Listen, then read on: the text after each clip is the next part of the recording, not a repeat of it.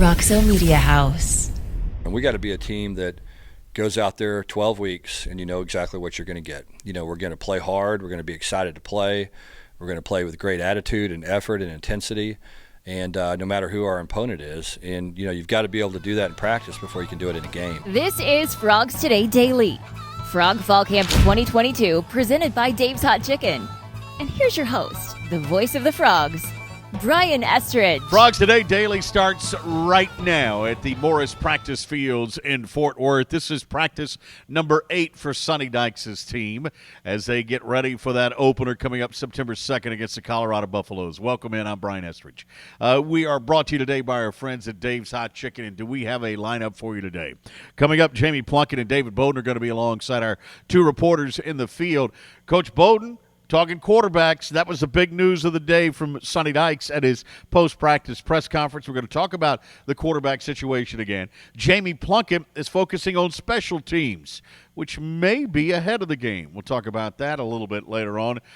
Steve Avila is going to stop by, one of our favorites, the starting center for the Horned Frogs. He's got a new podcast that's dropping right here today on Frogs Today. We'll talk to Steve coming up here shortly. But we start our show with the head coach of the Horned Frogs. Does he have starting quarterback news for us? Sonny Dykes, right now.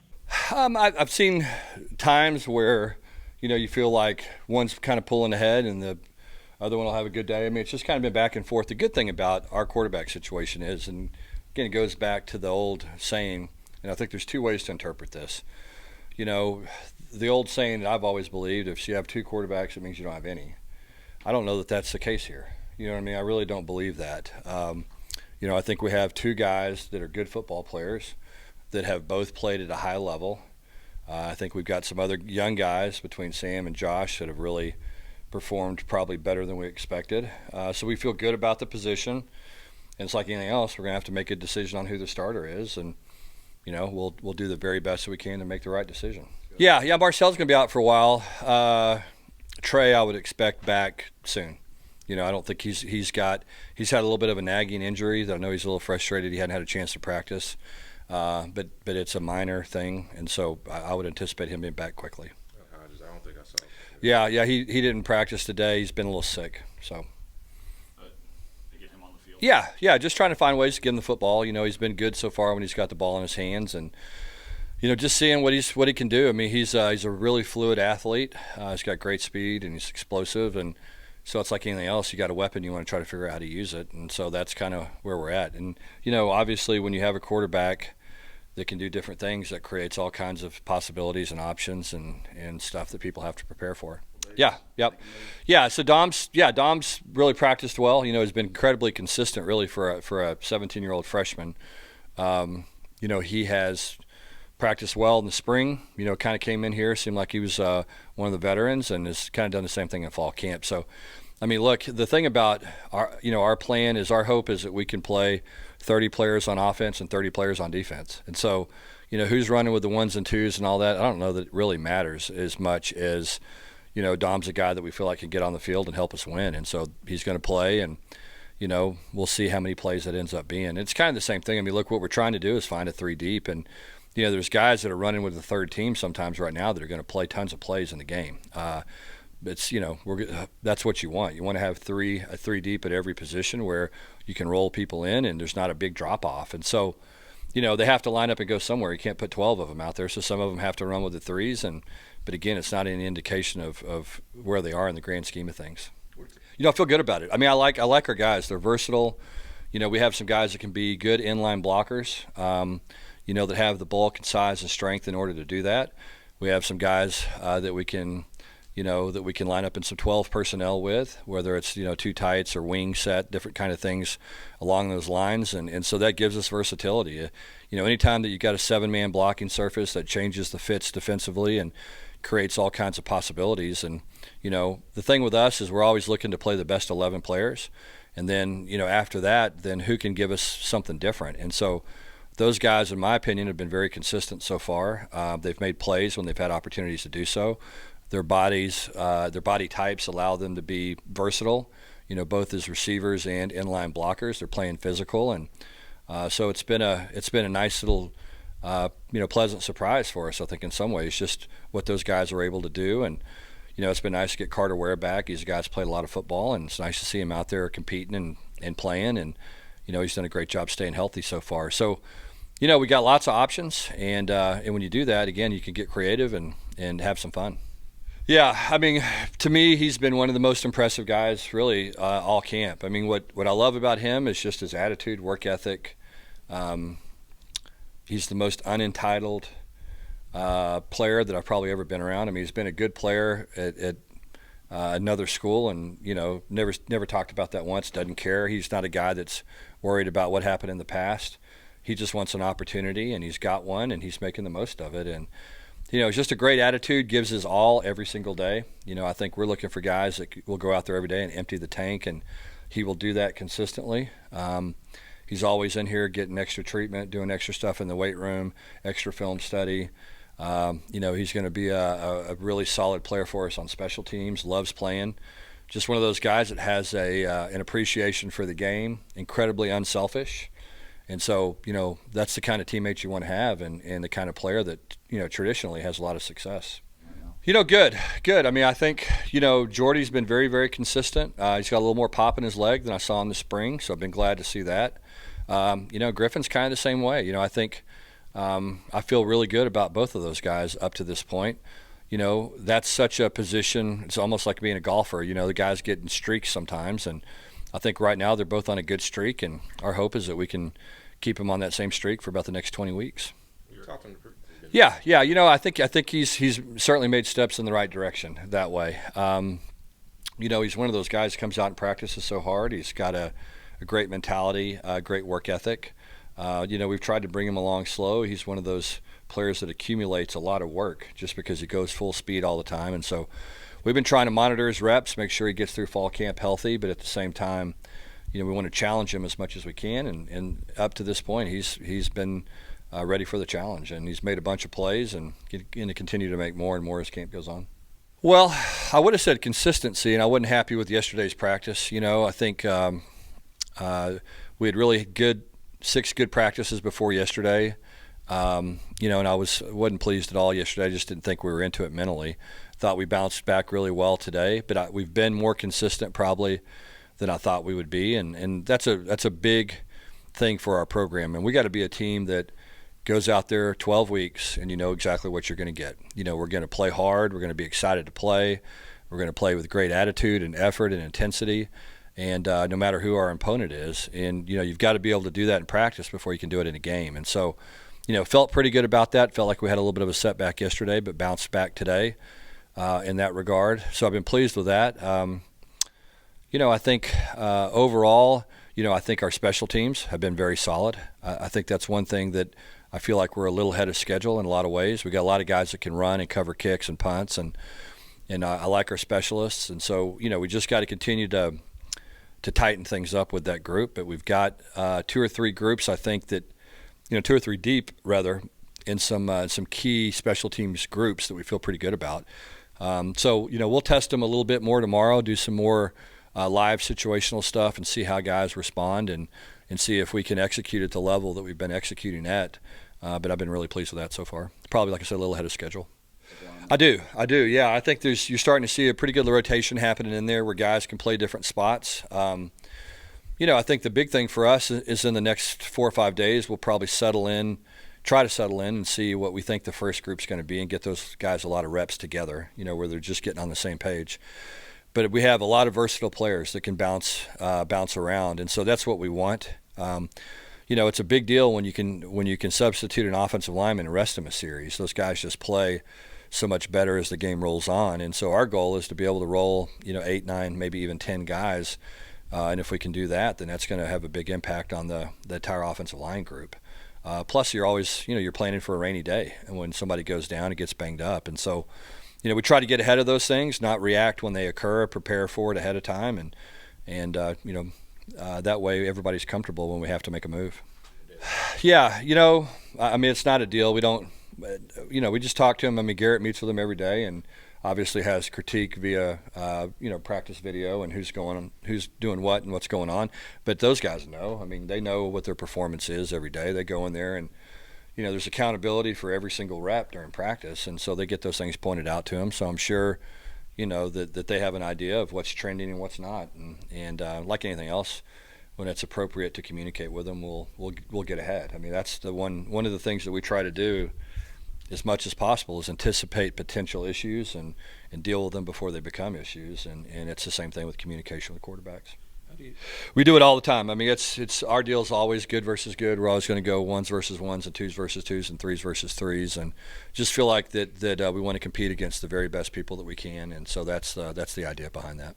Yeah, I think so. I mean, look, that's again the thing that we've got to, I think that we have to understand is, said it over and over again. These guys train 300 days a year.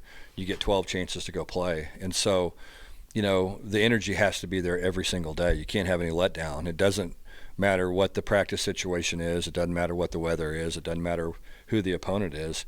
You've got to have that mentality that, you're going to go out every day and give it your best regardless of who you're competing against. And, championship teams have that, because I think everybody knows in college football is, you can't afford any letdown games because if you do that, then, all intents and purposes, you're out of the league race, or out of the college football playoff race, whatever it may be. And so, your ability to go out there and play at the highest level and practice at the highest level, determines really how successful your season's going to be. And so that's the important thing is just learning that consistency of effort and preparation, intensity, and then understanding, again, there's 12 opportunities that are guaranteed, and let's go make the most of every one. And again, it doesn't matter who you play. I mean, the objective is always to win the game, but really the objective is to play your very best. And so, we want to do a great job of playing to our standard every single day and practicing to our standard every day, regardless of who the opponent is. Okay, all right, thank y'all. Thank you. Well, that's the head coach, Sonny Dykes, so maybe we don't know who the starter is just yet. But what we do know is that all of these quarterbacks are seemingly going to play for TCU. David Beaudin's back with us next. He'll break that down when we continue with Frogs Today Daily after this timeout and a word from our friends at Dave's Hot Chicken. Some like it hot, some like it hotter. Dave's Hot Chicken is here for the challenge. From kid-safe no-spice tenders to the kind of Carolina Reaper heat that comes with a waiver. Dave's Hot Chicken has it all. And they don't skimp on the extras either. Crinkle cut fries, mac and cheese, milkshakes, and don't forget the Dave sauce. There's something for everyone. So take your grandma for lunch. Or take your buddy for a bet payoff. Check out their 6 DFW locations, including their newest on Cockrell Avenue in Fort Worth at daveshotchicken.com. Eating the Reaper can cause harm, including but not limited to bodily injury, property damage, emotional distress, or even death. Back we come. Welcome in here just outside the Morris practice fields for Frogs Today Daily. Coach David Beaudin was in that interview room with Sonny Dykes. He also watching the quarterbacks, focused on them today. All right, David, so there was no news from Coach Dykes as far as the battle for that starting job is concerned. But I got to ask you, it feels like that even though we may have a starter, that doesn't necessarily mean the other guy goes away for good, right? Yes, that's exactly right. Coach Sonny Dykes first came out and made sure to let everybody know. I think there was a great anticipation for some big quarterback announcement, but it just said, the old adage of having two quarterbacks, you don't have any, has really kind of gone by the wayside, and said that has some guys there that can bring multiple skill sets to the table. And so I think what you'll see, honestly, throughout the year, regardless of who's named the quote-unquote starter, you're going to see some different packages that mold and fit, all three guys, frankly. And I think, one of the things with even Sam Jackson, going into either the slot position or running back, he's really out there as another quarterback. I know that's somewhat semantics, but honestly, you see that you've seen that now in college football as a trend to get in there and do quarterback type things from different spots and line up and be able to not just trick plays, but just run your offense from those things. So I think it's really interesting. I think they're in a good spot. They feel good about the quarterback room. And again, I don't think it's a scenario where one guy's going to be named the starter and then the other two get buried, in this deal. Correct me if I'm wrong, David. The trend line in college football and in the NFL seems like we're seeing two quarterbacks play in more and more games. Is that the case, and is that what this team is prepping for? Right. That's true, particularly in college football, for a number of reasons, really. There's many layers to it. One, of course, as we talked, it fits each skill set. So whether you have a quarterback who can, a bigger guy who can run QB power in short yardage, goal line situations, or you have an electric guy who can get out on the edge, there's all kinds of things that now, as the quarterback position evolves, that you want to get different guys on the field, and it's just another form of attack on offense. But in addition to that, if we're being realistic, and Coach Sonny Dykes alluded to this in an earlier press conference, just talking about, look, we'd be kidding ourselves if we just, with the transfer portal and the world we are and the way we are in college football right now, you got to kind of keep guys happy if you want them continue to stay on your roster. So to give those guys and kind of feed them new packages and that complement their skill set, I think not only is it a form of attack, and it's also a way to keep a guy around and keep him happy. Of course, if he's earned that and he does something, he has to do something to help your offense. And they've got 3 guys out there that do some different things offensively and can give these guys a spark. So I don't think it's a situation here at TCU we're going to see one guy named and 2 guys buried. It is a trend throughout college football. You turn on a game now on Saturdays and you see a lot of quarterbacks playing some quality minutes. Great stuff there, Coach. Thanks for that insight. All right, we're going to switch gears now. Slide over to Jamie Plunkett, who's been checking things out from the special teams perspective. Mark Tomberdahl, of course, the special teams coordinator for the Horned Frogs. And let's just say this, Jamie. It feels like, in watching these special teams work through things, it seems as if this group's a little bit ahead of the game.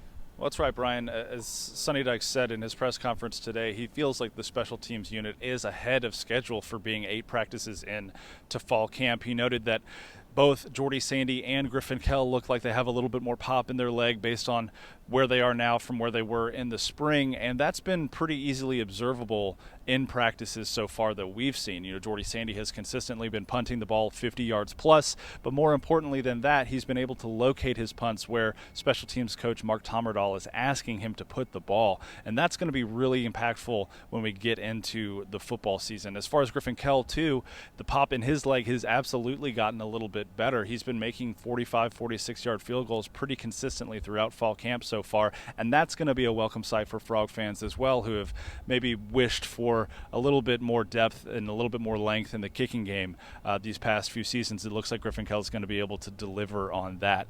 But beyond just the legs, Dykes was really impressed with the rest of the special teams unit as well. He says they have multiple groups of guys that are capable of getting downfield, and they're going to continue to work on that and get better throughout fall camp. So you got kicker and punter locked up. Give me some sense of what happens at long snapper, though. That's the one question heading into this camp.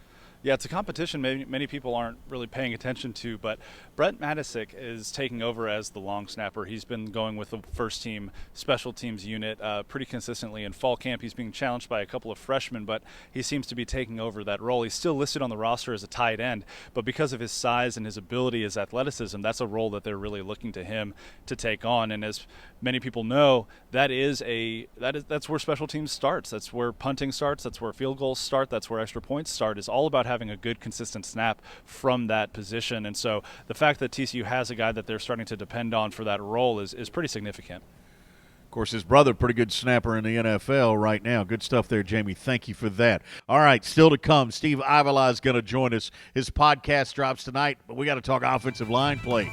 We do that when Frogs Today Daily continues in a moment. Some like it hot, some like it hotter. Dave's Hot Chicken is here for the challenge. From kid-safe no-spice tenders to the kind of Carolina Reaper heat that comes with a waiver, Dave's Hot Chicken has it all. And they don't skimp on the extras either. Crinkle cut fries, mac and cheese, milkshakes, and don't forget the Dave sauce. There's something for everyone. So take your grandma for lunch or take your buddy for a bet payoff. Check out their 6 DFW locations, including their newest on Cockrell Avenue in Fort Worth at daveshotchicken.com. Eating the Reaper can cause harm, including but not limited to bodily injury, property damage, emotional distress, or even death. The Flying T Club provides the everyday TCU fan and alum the ability to specifically support TCU student athletes. Flying T Club offers 3 levels of memberships. The Flying T Club is a nonprofit organization supporting the brand development of TCU student athletes through a series of unique event-based networking opportunities, which are exclusive to our members. These events provide a great social engagement tool for our members and student athletes alike. Follow them on Instagram at Flying T Club or online at flyingtclub.com. Back we come here on Frogs Today Daily, and you know this familiar face. Steve Avila is with us right now. Esteban. I got it. Esteban. Yeah, I got it. Perfect. All right, Perfect. let's dive right into a couple of things. We'll talk about the podcast in a minute. First off, we had A.J. Ricker, your coach, on. He talked about the fact that he wants chess pieces. He wants 5 guys that can play center, 5 guys that can play tackle, move around, be versatile. Is that happening right now? Yeah, I very much do think so. And you know, when I look at other schools, you know, I just feel like we have a lot of, you know, versatility compared to other schools. And I know these guys personally. I know what they're capable of. And it's just cool to see, you know, people bounce around and do all these things. And it's cool also, you know, if someone plays one position, we're coaching the person up. That if they're switching around, we're coaching that person up on how to do their job. So it's a cool environment. Very much will need it, you know, during the season. All right, I'm going to peel back the curtain a little bit. I can't remember if it was Monday or Tuesday. But Steve got after the group a little bit post-practice. I did. I did. You were not pleased. Were you not pleased with the offense overall? What was that? So so I've been here for 5 years, and that 2017 team going into 2018 is when I came in, and I can just tell that there was a big shift as the years went on, and I just got, you know, fed up with it, you know, and I feel like now I have a platform, you know, to share my opinions and be a leader along with a lot of other guys, and I feel like I just needed to, you know, let people know, you know, how things need to be, you know, for us to be great. Again, you know, I've been a part of this team for 5 years. We've had some ups, we've had a lot of downs, and I just don't want that to be, you know, a common thing. Especially, you know, this being my last year, you know, I want to set the standard for a lot of these young guys. So yeah. You know, you think about it. There are guys on this roster that have been here for 3 years who, due to COVID and a cancellation, they haven't experienced a bowl game. Yeah, I mean, man. You probably think that's too long, right? Yeah, it is, man. Especially, you know, someone that's younger than me. So the last time I went to a bowl game, I was my freshman year. Right. That was the last time, and I just feel like, you know, people like Andrew Coker who have grown into that leader role, you know, it would put me at peace, you know, to know that I've done all I can and that the team has done all they can to get these guys to, you know, a bowl game, you know, something that we, you know, work super hard for. So yeah, it's hard to believe. Max Duggan hasn't been to a bowl game. Yeah, I know, man. It's crazy to think about. So yeah, and along with that, man, it's just, you know, the mentality that just hearing that, you know, just tells me that I want this team, you know, to be where they need to be. And yesterday, I promised you I was speaking from my heart. Yeah. And it's not that, you know, I do all of this stuff for glory, or I could care less about, you know, how many people are looking at me. At the end of the day, I just want to be able to look at someone in the eye and tell them that I have done, you know, all I can for you. And by the way, let's preface all this by saying they're busting their tails out there. Oh, yeah. It's not that you saw something. I mean, these guys are giving it all they got out there. Sure. And the responding to what essentially is kind of a new coaching style, too, I think has been pretty good. For sure. I mean, when we talk about Coach Kaz and, you know, the type of guys they bring in, it's just the environment has changed. Yeah. And, again, like, I wasn't getting on to them because we were just doing so bad. It was just, I know we have a standard, and in my heart, I just want to express that and have people see that vision, you know, for this team. And by the way, I'm smiling because you mentioned Coach Kaz. There's nobody off limits with Coach Kaz. Oh, no. He gets on Steve. Yeah, I've heard him holler at you too. He has. I remember the first day, again, like we had a sour taste in our mouths, you know, and just the authority that he has over everybody and just that demeanor. And I was like, oh. And he was like, hey, 7, because we had numbers. He was like, 7-9, you know, pick it up. I was like, oh.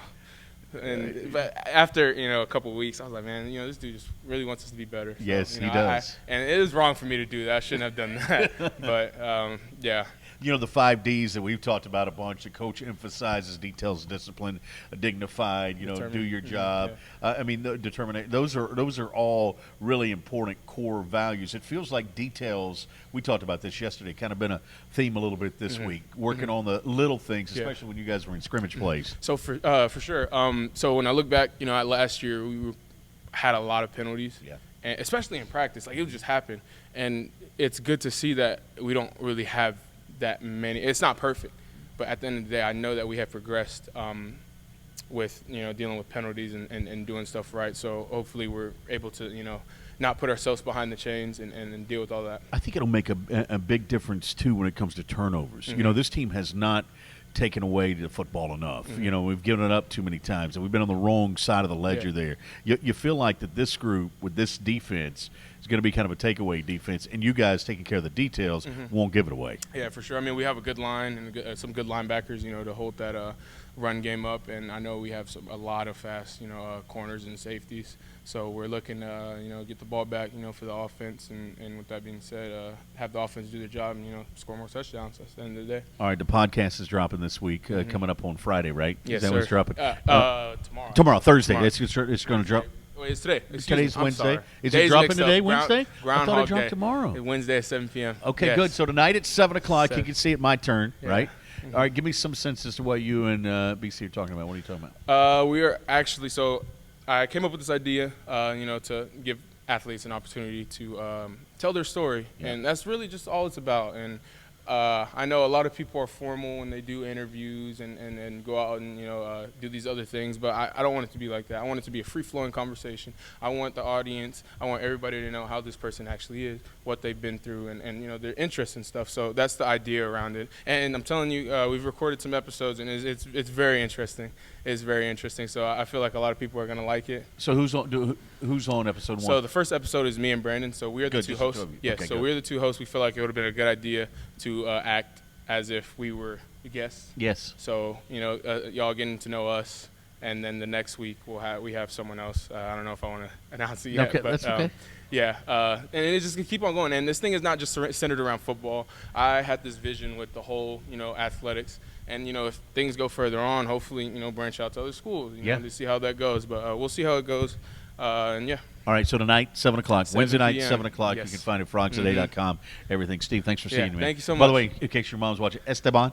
Esteban. I'm going to get it. There in you case go. mom's You're watching. getting there. I'm getting there. All right. That's going to do it for this week's edition, or this day's edition, I should say, of Frogs Today Daily. Big thank you to Steve Avila for stopping by. Also to our friends David Beaudin and Jamie Plunkett, who are out in the field. Sonny Dykes, of course, with the interview room there. We got practice again tomorrow for the Horned Frogs. That'll be the last one of the week, right? You get Friday off. We get Friday off. Off. Yeah, That's there right. you go. Yeah, exactly. We're back with you tomorrow for another edition of Frogs Today Daily. Have yourself a great day. Frogs Today Daily, presented by Dave's Hot Chicken, is a production of Roxo Media House.